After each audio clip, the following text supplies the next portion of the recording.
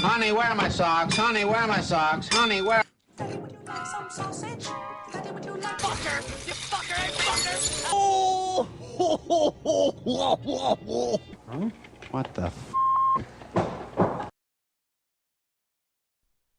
Hello everyone, this is Bionic Slime. I'm your online voice for reviews of your choice. This is another installment of BS Reviews. Today, I'll be reviewing one of the more anticipated films on my list, and one for all those blockbuster fans out there. This is the review of the Roland Emmerich disaster epic film known as 2012, which is based around the extremely popular and rather addictive doomsday theory supposed that the world will end on December 21st, 2012. And it's been springing up a lot of fanatics and doomsday cults and theories of how it's all going to end. So this movie kind of capitalized on that in creating probably the most epic disaster movie ever created. And that's saying something from the guy who brought us equally cataclysmic disaster movies like Independence Day, Godzilla 1998, and The Day After Tomorrow. 2012 is brought to you by Columbia Pictures. It was directed by Roland Emmerich. It was written by Roland Emmerich and Harold Closer. And it stars the talents of John Cusack as Jackson Curtis, Amanada Peet as Kate Curtis, Chiwetel Ejiofor as Adrian Helmsley, Oliver Platt as Carl Anheuser, Woody Harrelson as Charlie Frost, and Danny Glover as President Thomas Wilson. The plot of 2012. As I said, this goes around the apocalyptic doomsday prediction date. In December 21st, 2012, the world will end.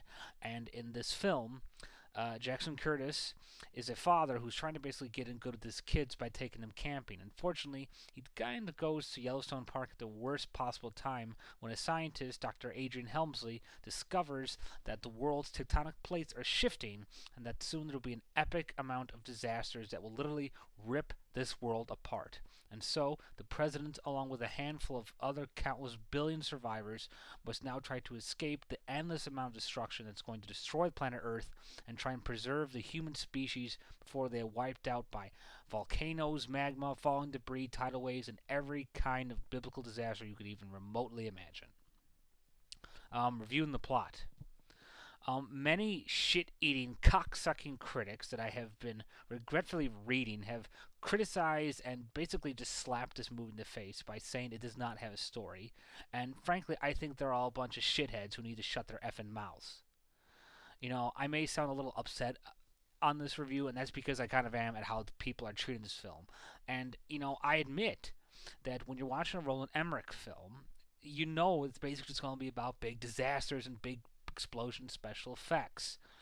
But I really did not feel this was the case here, and I find that it's so insanely unfair for half these shit-eating critics to really say that this movie has no plot, because it really does. And I'll tell you what it really is. It's about the people.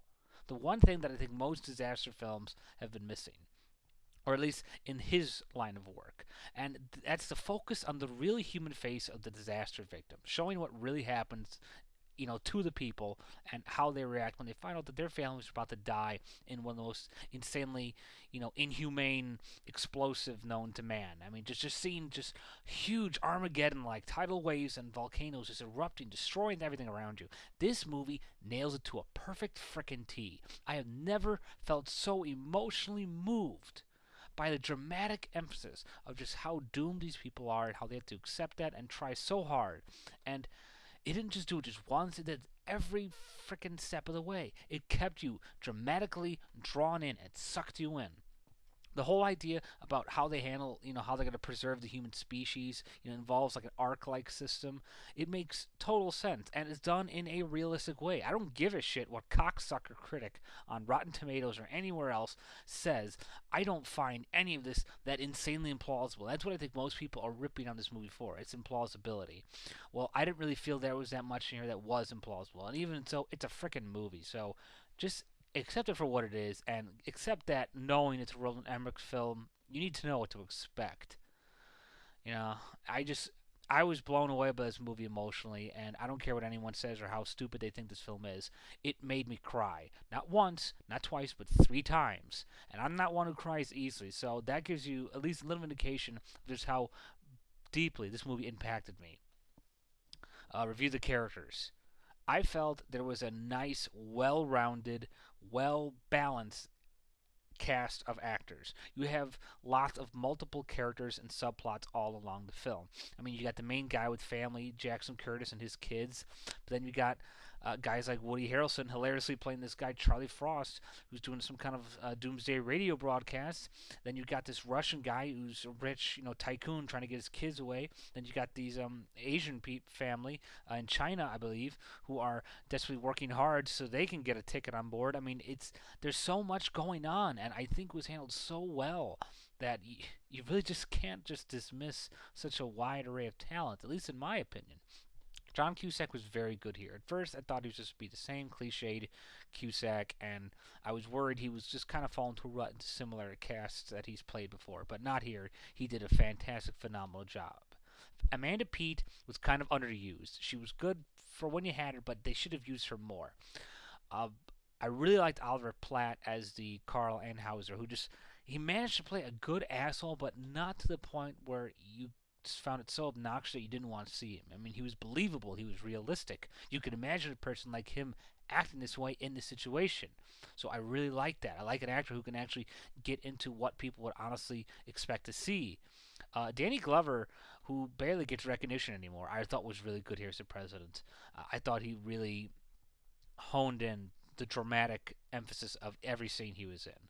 But by far, I think the best was Chiwetel Ejiofor, who I've only seen in another film was in The Serenity, the film based off the Firefly series created by Joss Whedon, another director I insanely love. Roland Emmerich isn't really someone I really love, but still. I just love Chiwetel Ejiofor in here. He was just so good. I didn't think he was ready to really hold a movie on his own. As I said, I haven't seen other films that he's been in, but he was just so fantastic here. I thought he was the highlight of the whole film, besides the giant, cool, kick-ass explosions. Speaking of which, on to the music and cinematography. Cinematography was fantastic. Oh my god. This movie kept my heart dropping every step of the way. It knew just how to make this scene look even more painful, more powerful, more dramatic. I have never, and I'm not one who gets startled easily or impressed easily. I mean, I've seen a lot of big action movies, a lot of mindless explosions, and I own some of those kind of movies. But this one just not only pushed the limit, but just blew it out the window and just did it in such a way that no matter how much you saw of it, it never got any less horrifying or less dramatically impactful. And I just really was impressed how this movie looked. It looked incredibly just shocking and epic, and just it really knew how to film everything. The music also was good. It was tense when you needed it, emotion when you needed it. It got every moment down in the film nailed perfectly. This movie is all about emotional moments. It really is. It's not just about explosions. They can't really work without seeing how they impact the people, and that's what this movie does perfectly, in my opinion. Flaws about the film.